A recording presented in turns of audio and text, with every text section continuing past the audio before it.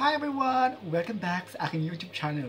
Ayan na, updated na kayo. Please, kung bago po kayo sa aking channel, don't forget to subscribe and hit notification bell para update po kayo sa aking mga video i-upload. So, ayan na nga. Dumating na kasi order ko sa Pilipinas. Ayan, so ito yung trending na trending sa Pilipinas.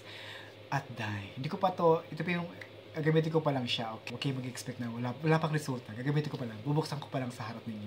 Okay, so by the way, dumating yung in-order ko ito, bago ko sa inyo i-reveal, in-order ko kasi ito yung 3 piraso ng, ito nga, 3 piraso pala yung order ko, itong paborito ko, isa sa mga paborito ko, sinabi ko sa inyo sa last kong video na Dr. Alvin, isa sa mga paborito ko. So, ito pa yung dalawa, Dr. Alvin din to, ayan, Dr. Alvin din yan, tsaka itong isa. Dr. Alvin yun. Hindi ko na binuksan. Galing Pilipinas. Okay, medyo pricey. At binayaran ko talaga ng bonggang-bongga para maka-order ulit ako. So, 3 lang pala in-order ko. 5 pala kasi kasama yung dalawang yung trending na trending sa Pilipinas. So, well, ito na yung pakikita ko sa inyo. So, in-order ko yung dalawa ito. Susubukan ko. Ito kasi yung pinaka-trending sa Pilipinas na maganda daw. So, sana umipek sa akin. Let's see. Kasi nakikita ko parang, ano to eh, hindi daw to nagbabalat, hindi daw to mahapde. So, kasi pag ganun kasi yung mga product na ano, parang hindi ako naniniwala. Pag di mahapdi, pag di ako na ano, well, subukan ko pa rin. So, but my face is already okay na. Medyo na-light na yung aking mga pekas, di ba? Medyo fade na siya. So, sa mga nagtatanong, ang hirap talaga. Siguro, isa sa mga nakatulong na kaya nawala yung pekas ko is nandito ako sa malamig na bansa. At saka lagi akong may sunscreen. Kahit winter, mainit, tag-ulan, naka-sunscreen ako ng SPF 50 as much as possible. Mataas ang SPF. So sana maglagay kayo na maglagay. So ang ginagamit ko iba-iba. Marami akong ginagamit na mga SPF. Basta SPF pataas. May Cetaphil, meron akong what you call that, vitamin C. Marami ako ina-apply. So iba-iba basta may sunscreen na SPF pataas. Bongga na yan. So, ayan. Pakita ko si yung nakasilyado pa yan. Kasama to sa nabili kong ayan, nakasil pa. So, hindi ko pa nare-review. So, babuksan natin ngayon. Kasi ngayon is July 5 ngayon. So, ayan. Gagamitin ko na. Ewan ko sana hindi to fake, no? Hindi ko alam kasi yung itsura ng fake tsaka ng ano. Alam ko yung fake medyo dark. So, ayan. Bubuksan natin. First time ko siyang gagamitin. Ayan, silyado pa siya. Ayan. Hindi ko siya mababasa. Kasi, ang sulat dito is Chinese. Kung kakapain mo siya, daman-daman mo yung mga letra na nakaangat. Okay? Inukit talaga siya. Hindi siya sticker o hindi siya dinikit. So, I think this is the original. So, kapang-kapa mo siya. Even this one, yung nasa front. So, hindi siya sticker. Ayan. Makakapa mo siya ha. Nakaangat yung kanyang mga letra. Ayan. So, let's try. And amoyin muna natin. Wala naman siyang amoy. Ay, walang amoy, okay? Wala siyang amoy. Ay, kasi nakasarap na. Sorry. Buksan ko po. Ay. Ayan. Ayun. May amoy siya, pero hindi siya ganun ka-strong. Mabango Lid. And then, shake. Gamitin natin. This is the first day ng aking pagpahid. Okay? Balitaan ko kayo kung anong magiging resulta. So, just by the way, magpupunas muna ako sa harap ninyo. Kung wala ako ng bulak. I'm so excited actually kasi trending na trending to eh. Hindi siya amoy alcohol hindi siya kagaya ng ibang rejuvenating na maamoy mo talaga yung alcohol content niya na strong. So, this one, no. Para lang siyang tubig at medyo mabango. Okay, so let's try.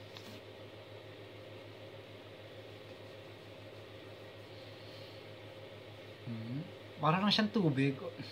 Siyempre siguro this is a first day na nagpahid ako, so wala pa ako nararamdaman.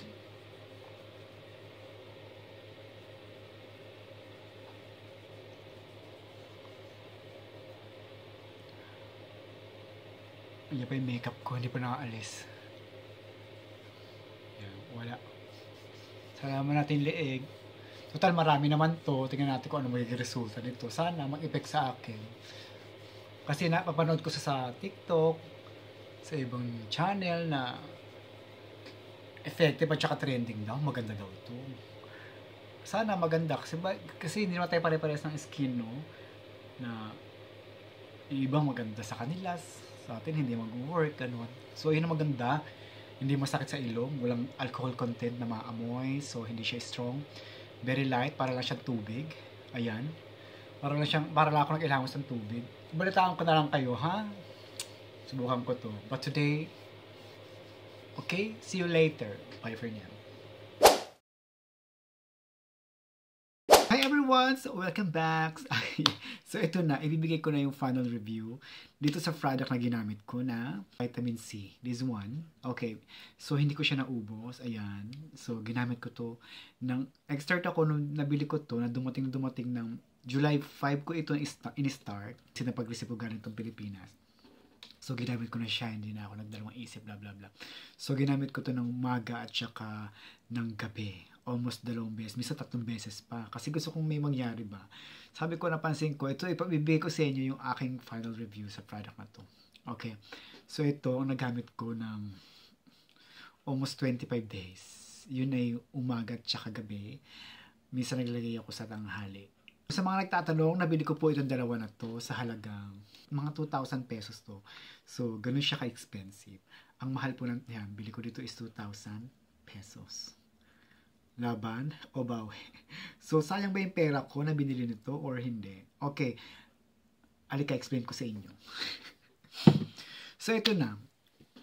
So, ginamit ko tong vitamin C. Siyempre, nag-trending ito. Nakikita ko sa mga TikToks, mga gumagamit ito, bonggang-bongga. Yun nga sinasabi ko sa inyo. At marami rin nagsasabi nito na hindi lahat ng product is pwedeng effective sa iyo. Sa akin, hindi. Effective din sa akin. O sa akin na effective sa inyo, hindi. Ganun lang yun. So, hiyangan. So, hindi lahat ng product na pwedeng maghiyang sa iba is hihiyang din sa iyo or ihiyang sa akin at hihiyang din sa inyo. Ganun lang yun. So, sa madalit salita, itong product na to is parang, I'm sorry, parang wala nangyari sa balat ko. Parang, nangating-ngati pa ako, tapos super dry siya. Kasi nakikita ko sa mga na gumagamit ito is glossy, tapos ang ganda, di ba? Ang ganda-ganda ng resulta sa kanila, ng kinis-kinis. Akala mo, mannequin na yung kanilang mga balat. Akala mo talaga meron ng salagang, akala mo, talaga siya, glass skin na siya. As in totally, syempre na-curious ako, kaya bumili ako nito. So, kung napapansin nyo, ayan. Original naman to, kasi di ba sabi nila mabula? At saka hindi masyadong dark. So, ayan. Tapos, mabango rin naman siya. Mabango, yeah. Mabango. Ayun, so ginamit ko siya. At the same time, gumagamit ako ng Kojic na sabon. Siguro kasi ako, pag gumagamit kasi ako ng rejuvenating set, nakikita ko palang 1 week may epekto na sa skin ko. Pero which is okay lang yun na isang buwan. Pero hindi naman ako, ayoko naman gumamit, ayoko naman mag-waste ng pera na natagal pa bago umeffect sa akin. Which is, syempre, andito ako sa ibang bansa. Tapos ang mahal-mahal nito. Tapos hindi effective, diba? So which is, sa akin, hindi siya effective. Hindi siya nag-effect. Hindi ko kung kanino ko ito bibigay or ipapadala ko na lang ba sa Pinas or stock ko na lang ba dito, itatapon ko ba, whatever. So maybe magbibigyan ko ng iba, yung ibang mga kakilala ko na pwede gumamit ito na hindi gumagamit ng mga rejuvenating na pwede nilang gamit. Kasi vitamin C lang naman ito.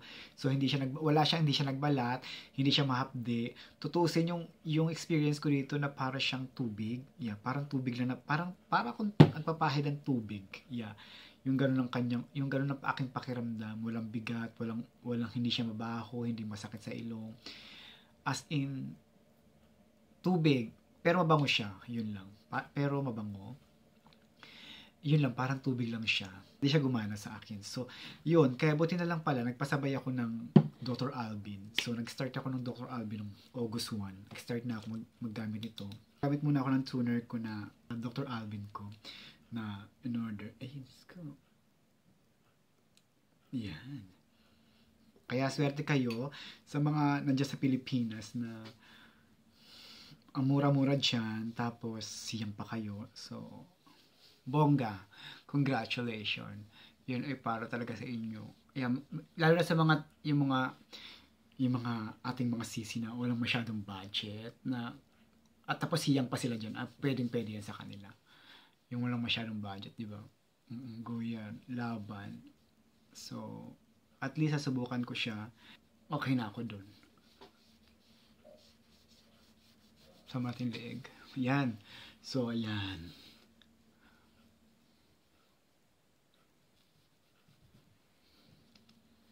That's it. So, ayan. Ito talaga isa sa mga paborito ko. Kaya buti lang pala bumili ako. So, medyo tamo to. Ilang araw pa lang, nakita ko na yung resulta. As in, ako ay nag-gloss na naman yung skin ko. Ayan, bumalik na siya. Gawanda na naman yung skin ko. Kasi dito talaga wala. Wala nangyari ang skin ko dito. I'm sorry to say. Masaya ako taghiyang sa inyo. Masaya ako is affected to sa inyo, no? Na mura na dyan sa Pilipinas, tapos hiyang pa kayo. Winner. Palakpak tayo dyan. dito sa akin is, syempre, ang mahal ito, 2,000 pesos. Isang sakong bigas sa Pilipinas. Kasi marami naman ako napapanood na hiyang to sa kanila. Nag-trending naman sila na yung iba naman napapanood ko, hindi naman sila nahiyang. And this is my base of my experience. So sa akin, hindi siya nag-work. Vitamin C, and thank you. At least nasubukan kita. Kasi lagi ko napapanood to na, ay, Diyos ko, gusto ko siya. Kahit nang mahal-mahal, sinubukan ko talaga siya dahil. At nagkaroon na ng kasagutan ng aking mga tanong dito sa Lagi ko napapanood to, nag-trending ngayon. But now, hindi siya para sa akin. Ito ay para sa inyo. Okay, so thank you for watching, guys. Ayan, nabigay ko na sa inyo yung update ng aking resulta dito sa aking journey, dito sa paggamit ng ating vitamin C. Puting toner, sabi, hindi kasi siya namamala. Okay? So, thank you for watching as I hope nag-enjoy kayo. Thank you. Please don't forget to subscribe and hit notification bell para update po kayo sa mga video i-upload. Thank you and see you on my next one. Ganon.